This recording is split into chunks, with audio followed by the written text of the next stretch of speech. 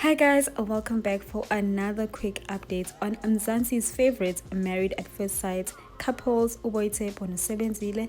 So yesterday Boitshepo posted a really sweet reel of some of their favorite moments with Sebenzile, wishing her man a happy birthday. She captioned the reel, "Happy birthday Mtimande."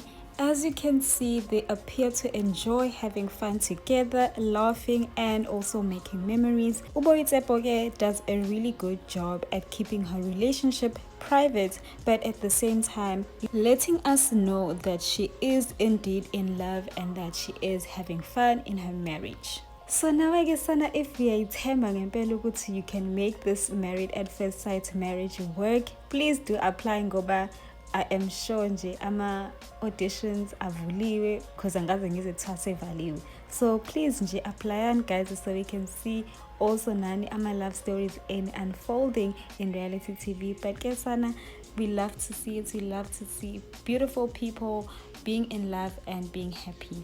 Also, don't forget to go on Instagram and show them some love and support at miss_mashetla and at sebenzile_sk. You know, let's be kind, let's spread love, let's just celebrate abantu being together. Bye guys.